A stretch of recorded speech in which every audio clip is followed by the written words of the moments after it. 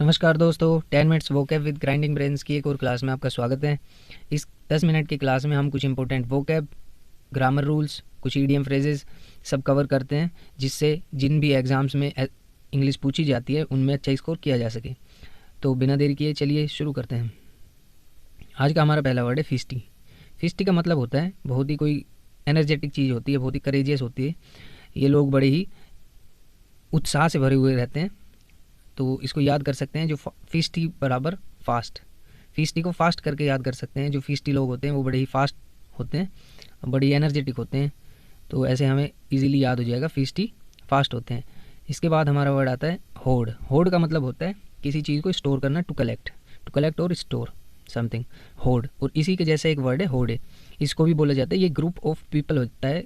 जैसे कोई क्राउड है, बहुत सारे लोग एक जगह खड़े हैं, तो उसे होड़े बोला जाता है और ये होड़ होता है। तो ये कंफ्यूज कर देता है एग्ज़ाम में, तो आप इसको अच्छे से याद कर लीजिएगा। होड़ मतलब टू कलेक्ट और स्टोर। ये देखिए, जैसे बहुत ये होड़ है, होड़ ऑफ कॉइन्स है, इसको बोलेंगे बहुत सारे सिक्के एक जगह जमा है तो इसको होड़ बोलेंगे। और होड़े मतलब एक ग्रुप ऑफ पीपल। अभी इसको होड़े को अच्छे से याद करने का एक तरीका है।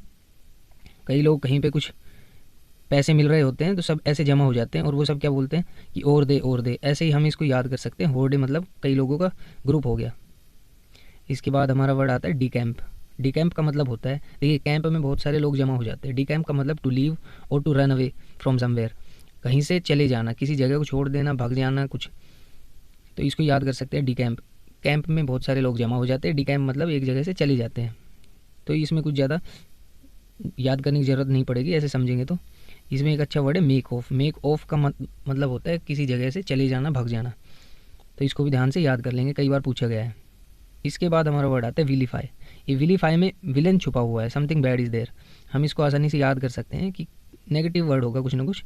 इसका मतलब होता है किसी को नीचा दिखाना, to berate someone, denigrate, belittle, criticise. अब बी लिटिल का मतलब भी हम आराम से याद कर सकते हैं, लिटिल करना और बी लिटिल करना। लिटिल मतलब कम होता है, हमें पता है, और बी लिटिल मतलब किसी को कमतर दिखाना, किसी को नीचा दिखाना, डेनिग्रेट करना। ऐसे ही डेनिग्रेट को बताया था, ग्रेट का मतलब कि किसी को महान बताना होता है, किसी को बहुत अच्छा बताना होता है, और डेनिग्रेट मतलब कि उसको कमतर बताना है, अब वो महान नहीं है। तो विलीफाई को हम आसानी से याद कर सकते हैं, किसी को क्रिटिसाइज़ करना, नीचा दिखाना। बिरेट एक वर्ड है। अब बिरेट का मतलब भी हम आराम से याद कर सकते हैं, रेट करना किसी को। हम करते हैं ना कि किसी को 1 to 10 पॉइंट्स में रेट करते हैं, तो किसी को बिरेट करना मतलब कि उसको नीचे दिखा रहे हैं कि आप हम उसको रेट कर रहे हैं 1 to 3 नंबर मार्क्स देकर। तो ऐसे विलीफाई को यहाँ पे देख सकते हैं, ये कोई दिख रहा है कितना शातिर लग रहा है, ये विलन टाइप लग रहा है, तो ऐसे याद कर सकते हैं। विलीफाई को विलन से जोड़ सकते हैं, किसी को नीचे दिखाना, तो विलन हमेशा ट्राई करेगा हीरो को नीचे दिखाने के लिए, तो ऐसे याद हो जाएगा। इसके बाद आता है इस्करी। इस्करी बोले तो हरी, इस्करी हरी। इस्करी का मतलब होता है कोई चीज़ जल्दबाजी में की जाती है, इस्करी इस्करीली हो जाती है फिर वो। इस्करी का मतलब किसी चीज़ को जल्दी जल्दी करना। बसल, बसल वर्ड को भी याद कर सकते हैं, बस ऐसे हिलते डुलते चलती है जल्दी जल्दी। हैसन भी एक वर्ड होता है। इस्करी, इस्करी को याद करेंगे तो मतलब कि वो कुछ काम हरीली कर रहा है, इस्करी बोले तो हरी, ऐसा करके याद हो जाएगा। इसके बाद आता है हगार्ड। हैगार्ड का मतलब होता है बहुत ही थका हुआ। ये दिख रहा है कितना थका हुआ है, तो हैगार्ड का मतलब बहुत ही थका हुआ। और ये वियरी वर्ड भी है, एक इंपॉर्टेंट वर्ड है, कई बार पूछा जाता है weary. He is very weary, ऐसा करके याद कर सकते हैं, ही इज़ वेरी वियरी, वो बहुत थक गया है, एग्जॉस्टेड हो गया है। तो हैगार्ड को हम याद कर सकते हैं, बिल्कुल ऐसे देखेंगे, इसकी ट्रिक भी बना सकते हैं और दिमाग में आ जाएगा कि हैगार्ड हो गया है ये। इसके बाद हमारा वर्ड आता है रिडंडेंट। रिडंडेंट का मतलब होता है कोई चीज़ ज़रूरत से ज़्यादा हो जाती है, जिसकी ज़रूरत नहीं रहती है।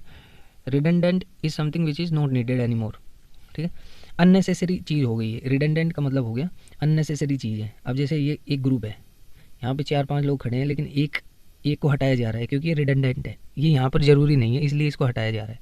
तो रिडंडेंट आप कैसे समझ सकते हैं कि ज़रूरत है ही नहीं इसकी।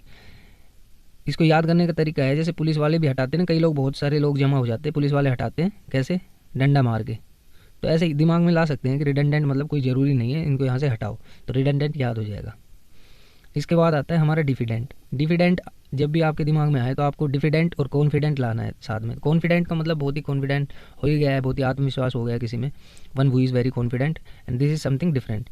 ये क्या डिफरेंट है, जस्ट अपोजिट है उसका। डिफिडेंट मतलब बहुत शाई है, जिसमें कॉन्फिडेंस है ही नहीं, बिल्कुल ही शाई है। टिमिड का मतलब भी होता है बहुत ही शाई टाइप पर्सन। बैशफुल भी अच्छा वर्ड है, ये कई बार पूछा जाता है, याद कर सकते हैं बैशफुल और टिमिड को भी इसके साथ। लेकिन अभी डिफिडेंट को याद करते हैं। डिफिडेंट मतलब कॉन्फिडेंट का ऑपोजिट। कैसे याद करेंगे, ये देखिए, ये कोई आदमी ऐसे लुका छुपा घूमता है ना, तो वो डिफिडेंट बोला जाता है कि किसी को बोल देंगे हाँ अब कुछ करके दिखाओ, तो ऐसे छुप जाएगा बिल्कुल। तो इसमें कॉन्फिडेंस की कमी होती है। इसके बाद आता है विकैरियस।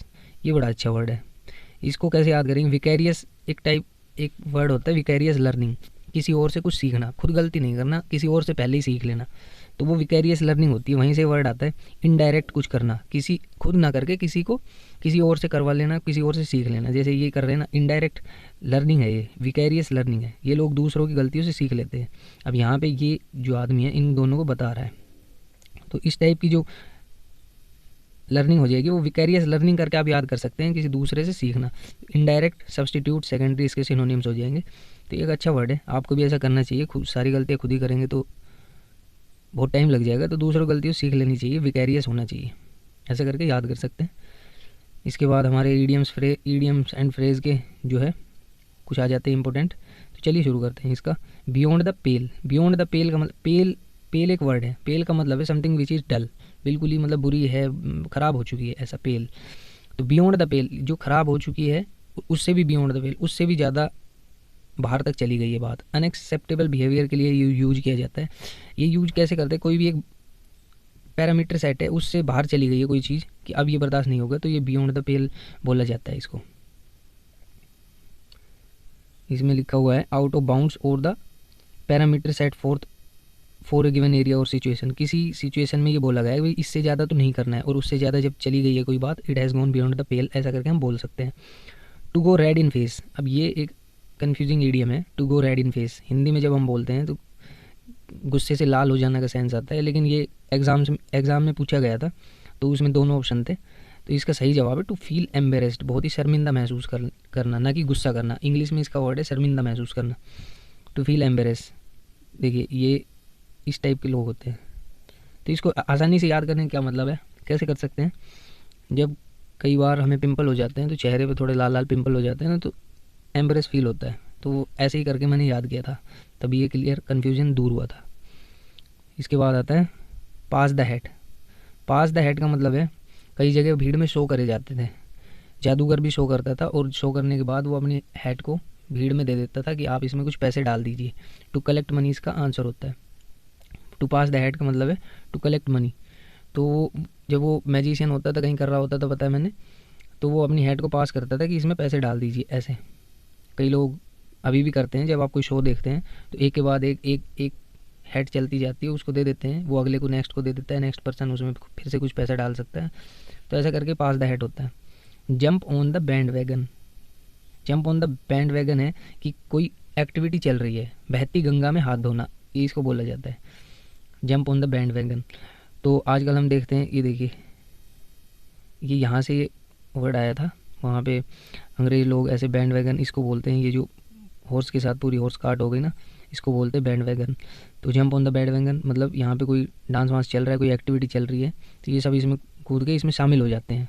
कोई एक्टिविटी में सभी लोग शामिल हो जाते हैं, जैसे अब कहीं भी नाटू नाटू सॉन्ग बजने लगता है, सब उसमें शामिल हो जाते हैं।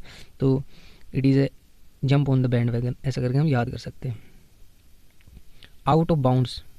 Out of bounds limitless. Limitless कोई वही है, सेम पैरामीटर किसी का निर्धारित किया गया है और उससे आप ज़्यादा कुछ कर रहे हैं, तो you are doing something out of bounds. अब इसको याद कर सकते हैं, जैसे ये खिलाड़ी है, ये कहीं भी चौके छक्के मारता है। क्रिकेट में हम बाउंड्री से बाहर भेजते हैं ना बॉल, बस ऐसे ही समझ सकते हैं, कोई लिमिट हमने निर्धारित की है और उससे ज़्यादा बाहर जाके कोई काम कर देना आउट ऑफ बाउंड्स बोला जाता है। इसके बाद आता है इन ए फॉग। इन ए फॉग का मतलब है कन्फ्यूज्ड। फॉग किसे कहते हैं? फॉग बोलते हैं धुएँ को, जो धुंध होती है ना, उसको फॉग बोलते हैं। इन्हें फॉग, अब फॉग में चले जाएंगे तो दिखेगा नहीं कुछ, कहाँ जाना है कहाँ नहीं जाना है, यहाँ जाए कि यहाँ जाए, तो ऐसा करके कन्फ्यूज। एट ए लॉस भी एक इसके साथ ईडियम याद कर सकते हैं आप, एट ए लॉस। एट ए लॉस का मतलब भी कन्फ्यूज्ड होता है, और इन ए फॉग का मतलब भी कन्फ्यूज्ड हो गया।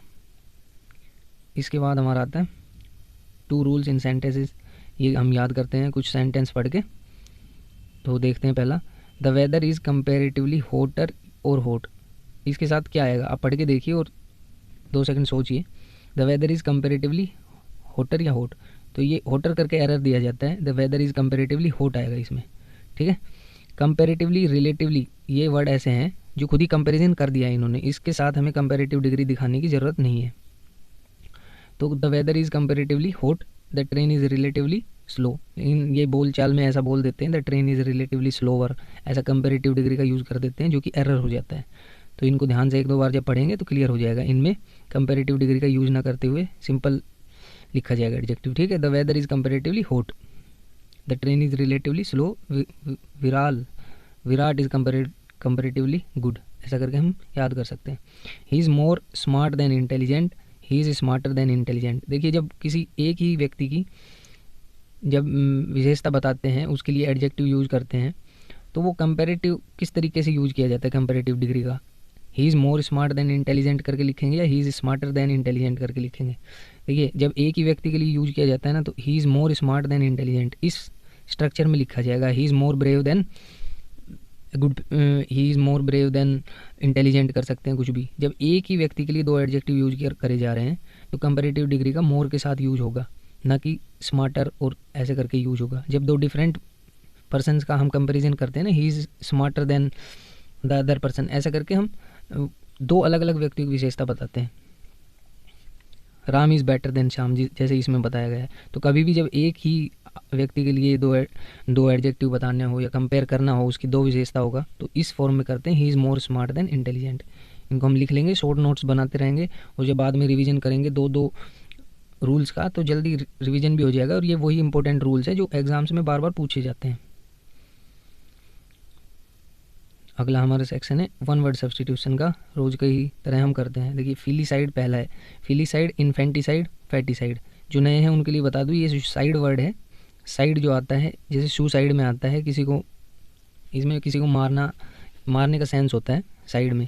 अब फिलीसाइड का मतलब है to the killing of one son और डॉटर, अपने बच्चे को मारना फिलीसाइड बोला जाता है। इन्फेंटिसाइड बोला जाता है कोई नया बच्चा हुआ किसी और का, कोई भी बच्चा है आपने तो उसको मारना इन्फेंटिसाइड होता है।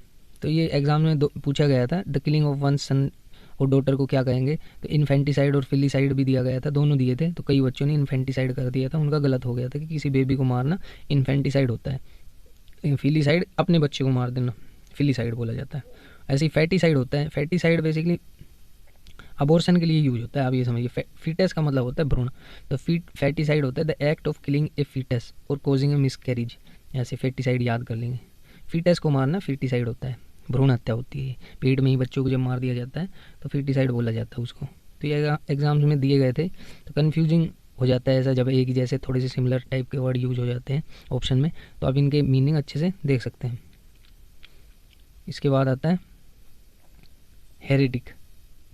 हेरेटिक एक ऐसा someone who has an opinion that is opposite to और अगेंस्ट द ऑफिशियल और पॉपुलर ओपिनियन। सब लोग जैसा मानते हैं ये उसका उल्टा सोचता है हेरेटिक, तो उसको बोलते हैं हेरेटिक। जा सब लोग कहेंगे भगवान है, ये कहेगा नहीं है। तो हेरेटिक मतलब कि कोई पॉपुलर ओपिनियन होता है किसी भी चीज़ के बारे में, ये उसका अपोजिट बोलता है कि नहीं ऐसा नहीं होगा, ऐसा होगा। तो हेरेटिक हम ऐसे याद कर सकते हैं, कोई भी एक पर्सन है जो आपको अपोजिट ही बात बोलेगा वो हेरेटिक बोला जाएगा। तो उसके लिए हम क्या बोल देते हैं अरेटिक जा, ऐसा करके भी हम याद कर सकते हैं।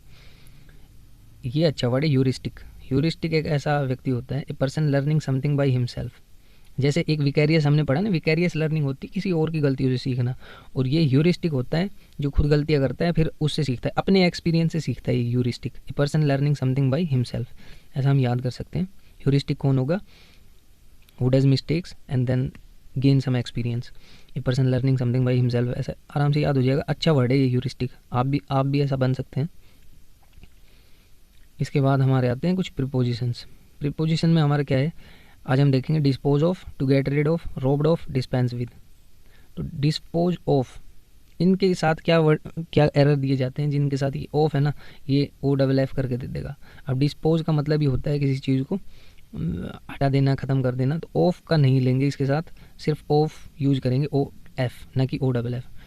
तो he quickly disposed of the problem, इसका एरर क्या देगा वो FF करके, ठीक है ना।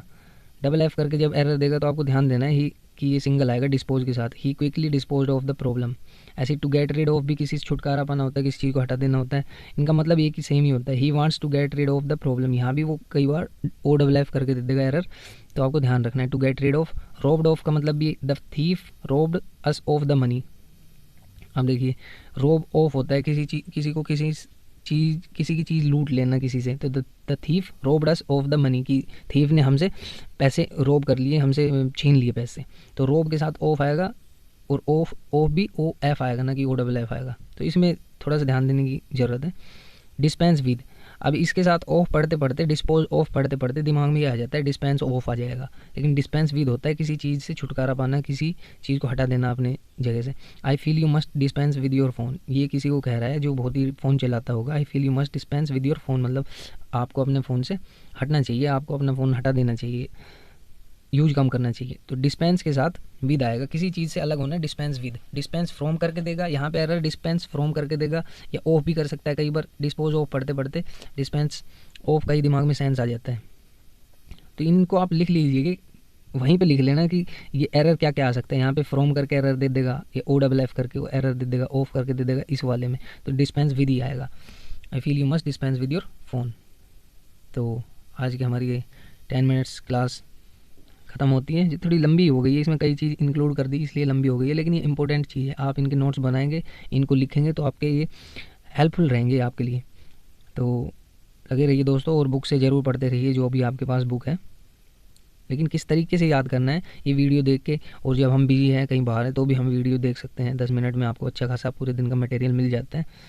तो ऐसे ही बस इसको रिवीजन करते रहिए, 1-2 बार वीडियो को देख लेंगे तो बिल्कुल दिमाग में अच्छे से याद हो जाएगा ये। और ध्येय तो यही है कि टारगेट 3 स्टार है अपना, तो उसके लिए बस लगे रहिए, जल्दी एग्ज़ाम आने वाला है। तो रोज़ पढ़ते रहिए, आगे बढ़ते रहिए। धन्यवाद गाइस।